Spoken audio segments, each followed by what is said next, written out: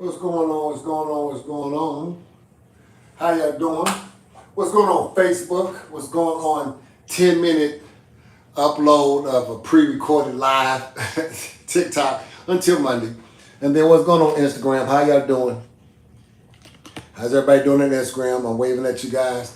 And then YouTube, y'all come on. I'm only banned on TikTok, y'all, until Monday, whatever, 48 hours. So I'm doing a pre-recorded for them.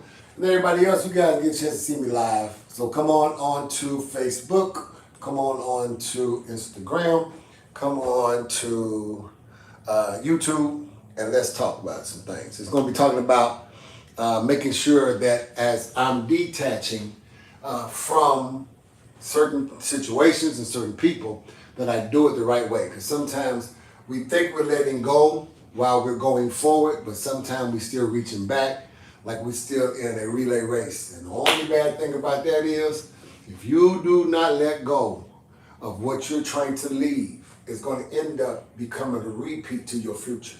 So we're going to kind of talk about that, all right? How to let go, how to detach the proper way, okay? All right. All right, listen.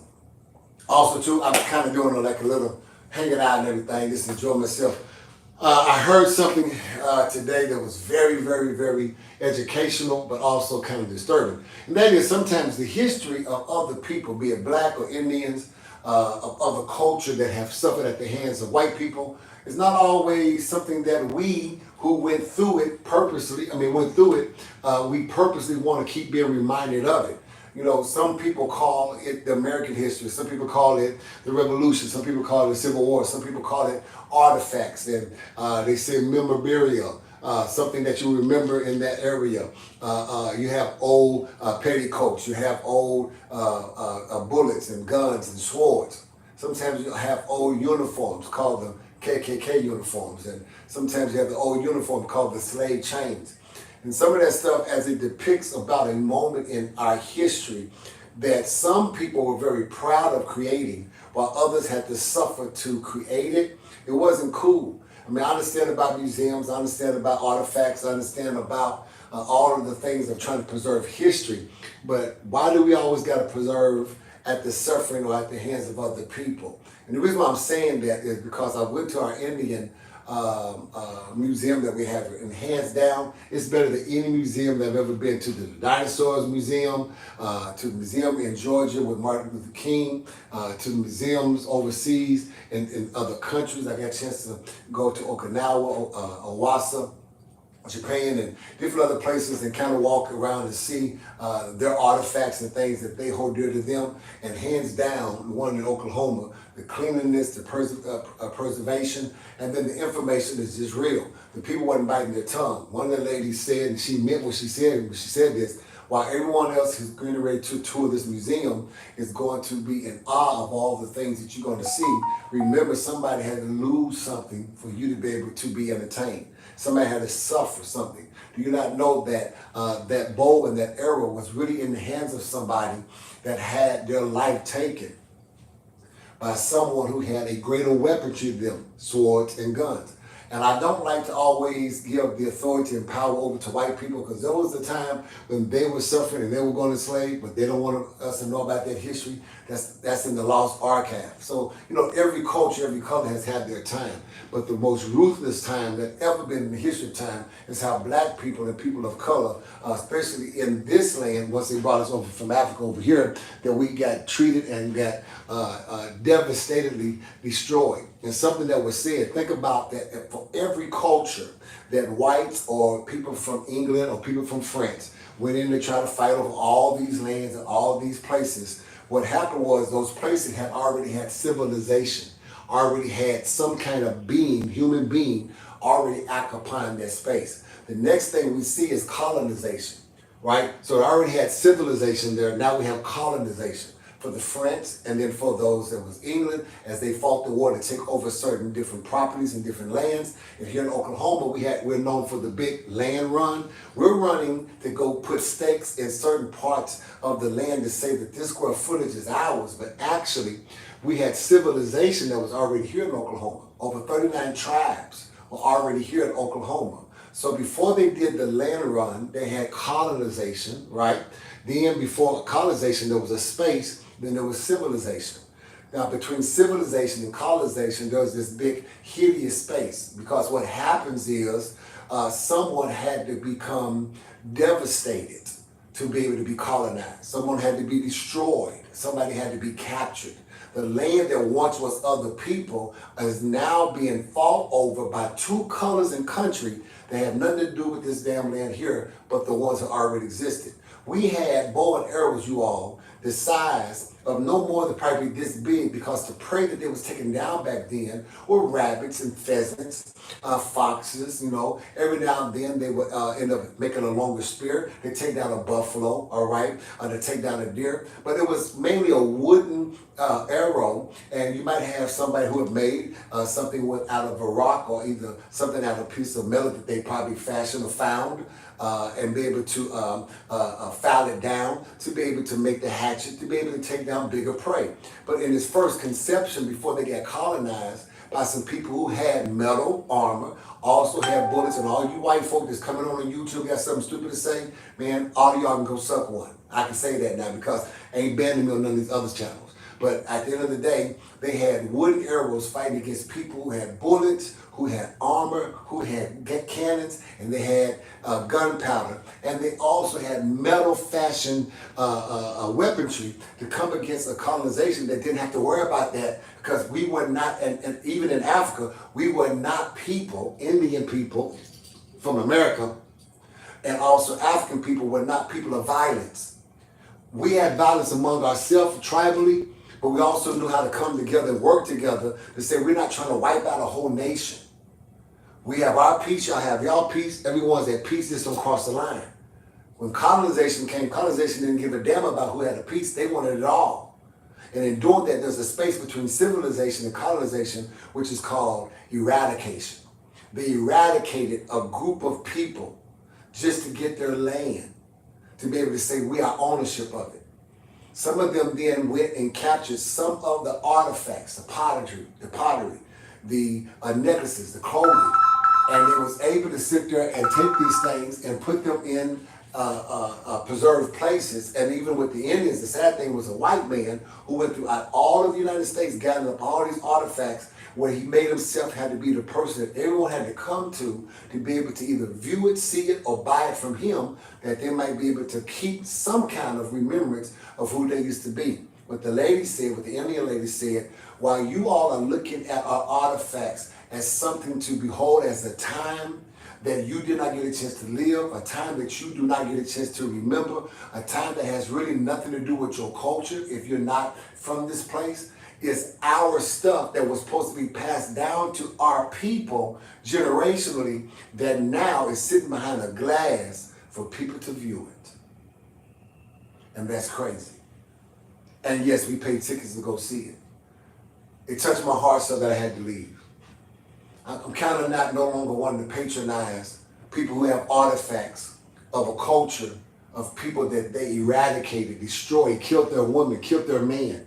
This to take their land, to take their goods, because it was too cowardly to be able to sit down and negotiate. And then you had the nerve and audacity to put people on their own land and call it a reservation and say, oh yeah, by the way, sorry that we did you guys so wrong, so we just give you a piece of what you already had that was yours, and then herd you and blacks together. And that's why we got so many blacks that have so many different tribal things in us. Cherokee, Blackfoot, Chickasaw, Arapaho, all these different Indians. What's amazing is that some of you white folk got that. How the hell that happened? How did the slave master and the conqueror and the colonizer end up having any kind of trace of blood? Because you were raping our women and then turning back around and claiming a child to be able to get government funding. And shame on you. Very much shame on you. So as we detaching from you fools, and no, we ain't going to Africa, we're not going back there, we're not going to revolutionize. We're just saying, you know what, trick you and trick all the stuff that you have done to us. We're getting ready to come together and be able to really start working together to build our city. Matter of fact, we're going to start with our block. We don't want your funding, we don't want none of that bull crap. because there's a power that we have as a people that has been proven that when we come together, we generate our own income. We have the ability to draw from you all, the wicked, and be able to put into our communities. I'm not being a racist, I'm just being real. I'm not being a black activist, I'm just being real. The reality is that a king is now present. That's letting people know we're about to do some things that's very powerful. We're intellectual. We have a doctor's degree. We know how to do operations without the permission. We know how to be able to do telecom without the permission. We know how to be able to make weapons without the permission. We build guns. We make bullets without the permission. They done got lazy and sat back and think, oh, the niggas ain't supposed to do nothing. Well, that's where you messed up, because we ain't never forgot our history. You're right. You keep reminding us by putting it in the damn museums. We're never going to forget what the hell we had to go through. Blacks or Indians are not going to ever forget. And we don't need to rise up against you violently because of the fact being we are kings. You serve us. That's why even in where I'm at right now, every white person, as fresh and clean as I am, getting compliments from my own kind, thank you very much, appreciate you all. They are saying yes, sir, to me. They're opening up the door for me. They're making sure that I get on the elevator first. They're making sure I walk through the door first. Because what they cannot deny is royalty is among them. Point blank and period. Now, black folk and Indians, people of color, let's cut it out of us hating on one another and always got something stupid and smart to say. Like some of y'all, your clothes are too tight. Shut up. You can't afford what I wear, so stop complaining about how it looks on me. It still looks good. I don't wear my clothes loose or tight to please anyone. It's called fashion. It's called fitted. Let me just go ahead and explain that. It's called fitted. So you have no right to keep coming and asking me, oh, you look so good in that, King, but why is it so tight? Hold on. I got to do it pre-recorded. It's tight because I like it. And plus I know you're going to look. Got your attention, didn't it? Then it served the purpose that I wanted it to serve. It did just what I wanted it to do. And that is it got your attention. So that's why. Any other questions? I still look damn good in it. At the end of the day. And that's the thing I don't understand. Why can't we just compliment? And if you don't like it, don't look at it. I mean, it's just really that easy. It's just really, really that easy. You don't like it, don't look at it. Don't compliment it. Don't say nothing about it. Don't do none of that. Because at the end of the day, it wasn't worn with you in mind. I don't wear none of my clothes thinking about none of y'all. That's not a disrespect. But at the end of the day, I wear because it is what I'm modeling to show you all what you have, like what I got on right now. The whole Bearberry outfit. This is custom. I can get one made for you.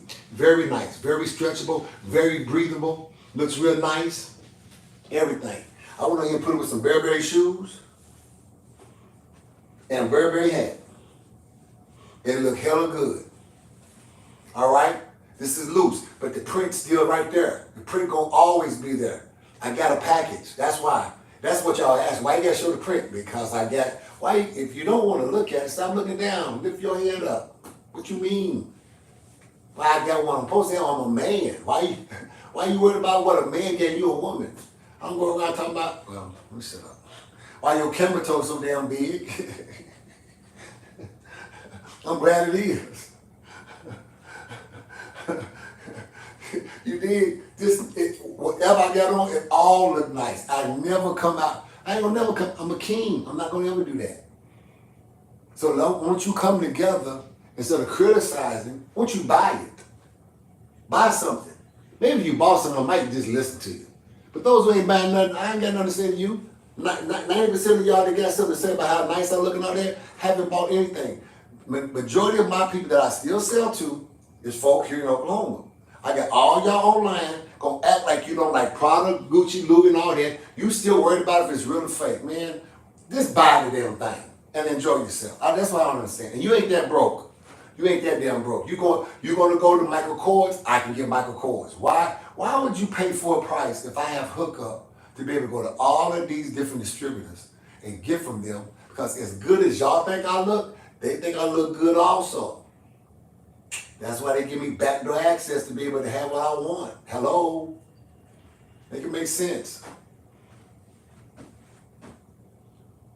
But, once again, that's us not being able to know how to detach from the foolishness of us always wanting to run down one another, not wanting to support one another. There's no way in the world I'm going to sell you a $5,000 bag when I know you can't afford a $5,000 bag. I can go through the back door, get it for my price, sell it to you for $2,500. You get a $5,000 bag, half the price. I still make a little profit while you walk around with a $5,000. Don't nobody need to know.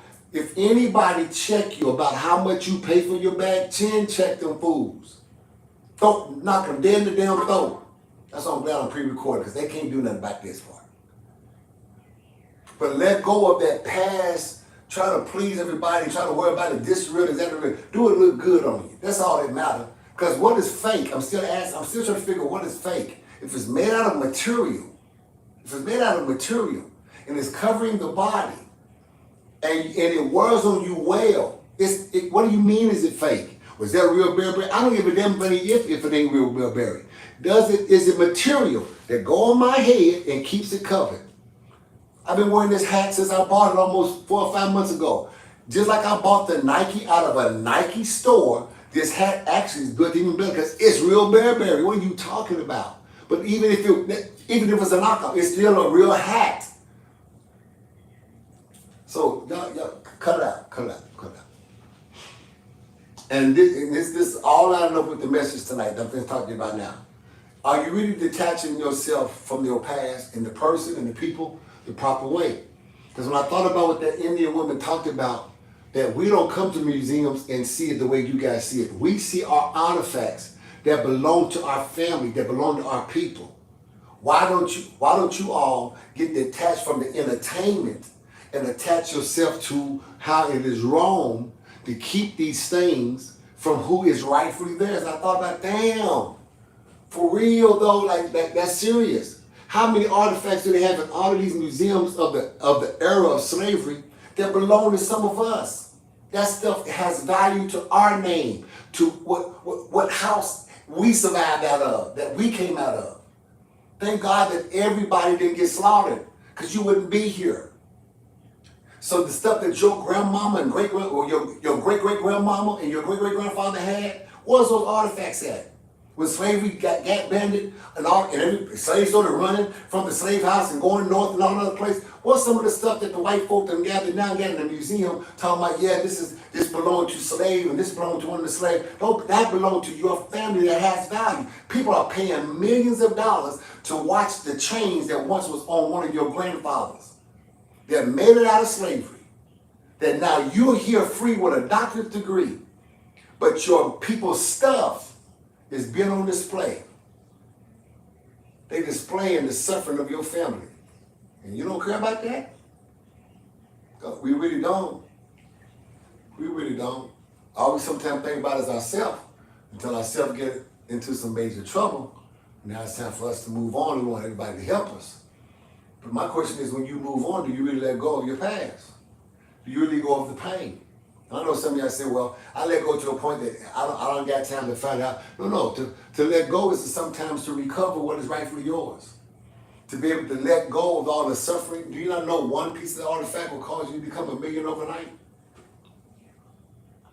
But because of cowardice or ignorance or just laziness that you don't know how to let go, we let people continue to keep getting over on us. And then we perpetuate that same problem in our relationships, that we don't know how to let go of places, we don't know how to let go of people, we don't know how to let go of folk who continue to hurt us over and over, and we keep finding the same like-kind people to keep on doing the same like-kind thing. We're going to have to grow up and do better than this. Especially those of us that's over 40, there's really no excuse. There's really no excuse. We have been through, matter of fact, life has been through us. Life has ran through us 4 cycles. 10, 20, 30, 40, we should by now not accept a lot of stuff that we accepted. And we should by now wake up and say some of this Western culture bullcrap that we've been doing, we're not doing it no more. That's why I don't pastor from a Western background. The Bible was never to be Westernized. The Bible was always to be how it was interpreted from the Arabic, Hebrew, and the Greek. And yes, it survived through all the storms that it did. But then when it made it into certain hands, where our freedom started coming through our ability to be educated, because as long as niggas couldn't read, they didn't change scriptures. But some of the Bibles that my mom has from back when she was a little girl, some of the new Bibles that's out now still say King James Version. Until you open up, some of that word has been changed that has empowered blacks and other people of color to understand that the Bible really has more black in it than it has any other color on planet Earth. That it talks about more of our rich culture and our purpose and our God-given power than any other color on planet Earth. That all colors came from out of us. So don't ever think I'm preaching a white Jesus. I'm just preaching a Jesus. I don't care what color he is. I just know the dude did something for me, did something for you that none of these other niggas have been doing.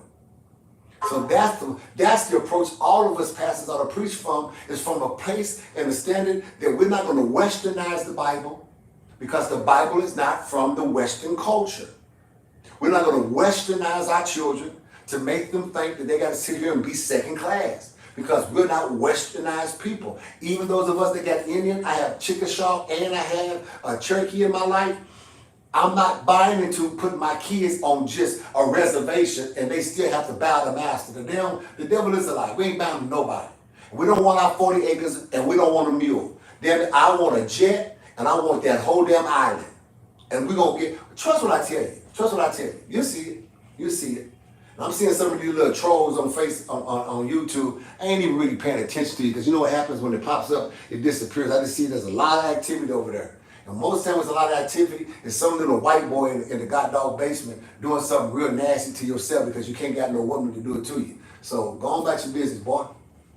What you won't do is walk up on me. I guarantee you won't. It's almost like I seen Roots again today, did I pretty much did. Because when I went in there, if she wouldn't have said what she said, I'm like, she said, you all have asked us to accept the fact that this is our history, but you forget it was our trauma. I was like, damn. But what she said was so powerful. She said, when we have learned as a people not to allow what you have captured for entertainment to remain our trauma, we have been able to move forward and capitalize economically on your entertainment. Now that's why I came up with this whole thing about make sure that we detach the right way. So what a lot of Indians have done, especially 39 tribes, and especially the big 5 tribes have done, is they've said, you know what, fine.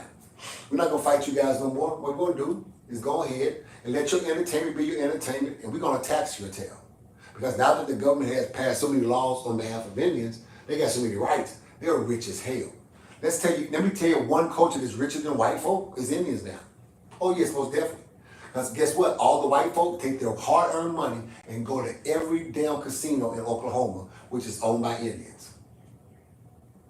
They have made the tribes multi-billionaires. Money flowing everywhere. That's why they building everything on Indian land and they ain't got to pay a damn tax about it. Stupid white people. Thought you really had us behind the 8 ball. And nigga, we ain't never been behind the 8 ball. We own the whole damn table. We're not even playing pool. We're not even playing pool. That's the whole part that you ain't understanding. We let you stay on the game while we sit there and watch you pay to play the game that we own. We own it now. We don't pay taxes for the land. And we're going to put some slot machines and some tables in there. And your stupid butt going to keep on coming thinking that you're going to win. I'm petitioning every person of color, every black person, don't go to not one damn casino and drop a dime in it, because that's not what you're supposed to do. That money that's coming in there is supposed to come from them that put the trauma on our life. Find out what your tribe is. Get your paperwork right. Get your number. And get your rights and your money. See, it's more than 40 acres and a mule that you have and that you own. You own Mississippi. You own Alabama. You own Georgia. You own Oklahoma. You own Texas. Just in case you didn't know, you own California. You own New York. You own Idaho. You own all of these places. Idaho, excuse me. You own these places. You own everything west, east, north, and south called America. And you about to get everything that's rightfully yours when you learn how to let go and go forward properly without holding on to your past. Appreciate you for your time, y'all. I'm getting ready to go and enjoy it myself on this beautiful Saturday. Go right around and see some of the stuff that I own in my city. Now I kind of understand why God sent me back. He didn't send me back just to liberate. He also sent me back to overtake. And guess what? I think I'm going to just go ahead and just take over what is rightfully mine. How about that? And whoever don't like it, you know what you can do. And I hope you enjoy doing it because you do it so well. With your ignorant self. Perpetrating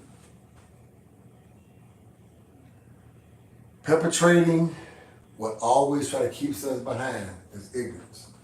Thank God there's more of us than your little old short bus having wearing self is. All right? Oh, y'all welcome. Now, Facebook, y'all, and Instagram, and more damn trolls over here on YouTube. Y'all my only audience that's live right now. That's what I do love. I do love about TikTok because it reaches all kind of people. You know, Facebook, y'all doing good. We had 17,000. I just need 17,000 y'all to come on when I'm on live. I don't understand why people friend it and follow it, but they don't participate with it. It's good what it is. But the TikTok plays its part, but they are very prejudiced and they hate black folk. Them stupid Chinese folks still believe that white people are savior when them the ones they're gonna have to fight at the end of the day.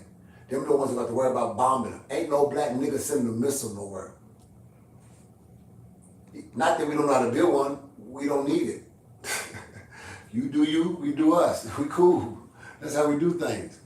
So you Chinese folks that always want to think that blacker man. We never did nothing to you all. It was the white man that came over there in China and sat there and ran up in y'all women. Gave y'all all kind of stupid stuff that y'all never had before. Think about it. But y'all keep perpetuating. Keep on believing that they're going to say that they're going to help you out. Okay. Help you right to the grave. Yes, sure. Oh, all the time. I'm strong all kind of ways. You dig? Y'all like what I got on? All right. Thank y'all. Appreciate it. All right. Let me come off of here. Appreciate you guys on Instagram. Y'all have a good evening. Well, I'm so glad I ain't on TikTok. Let me see what some of these fools over here saying. Let me let y'all on Facebook hear how this go off with some of these fools on YouTube. Nah, it ain't no nudity. You're gay. Go jack off with somebody else. Go tell your mama that you miss them. Yeah, your mom. Well, I'm pimping your mama, so yeah, might as well call me that. Video Power 247, and tell her to bring more money. Kick it says I look like a clown. Well, you know, if I look like a clown, it's because you're a swallower. You see. See, y'all don't want to come after me. They're not going to ban me on here. Y'all saying stupid stuff, I'm saying stupid stuff. Come on. This guy's a legend in his own mind. Gear Jammer. Your name is Gear Jammer, and I'm a legend in my... Think about what you call yourself. Gear Jammer. Oh, Gay Jammer. That's what you are. Yes, I love this. I love this. Yeah. Y'all keep listening to it. Watch it. Here we go. Do a dance. Now your mama dancing for me right now. I got another room. I ain't making around making hell. Let me stop throwing pennies at her. Let me see. Danny G, where you going and looking all fly? Danny G, and your name is Let's Bet Honest 909. You stupid dummy. You see, this is the stupidity that I gotta go through. There. You remind me of Pee Papa. Now, how am I gonna remind you of Pee Papa? One, he fat. Two, he on a cane. And three, he dips gold and he spits. How do I remind you of him? No. Oh, if I do, it's because that's your daddy and you want everybody to be your daddy. Boy, y'all got father issues. Y'all need to find your father real quick. Like, I know where he at. He probably getting ran up in. All right, let me let them go in. Listen, I'm cold everywhere they want to come and bring it. I'm cold everywhere they want to come and bring it. Can you get a shout out? No, because I don't even know who you are. What do you mean, bro? I was giving you props. How you give? You don't even know me to give me props. No, you wasn't. No. Come off. And if you're a dude, I don't even like you like that. Go on, Pookie. Can't give me props, man. Whatever. If what I read, you says Danny G, where you going to be booking? Where you going booking?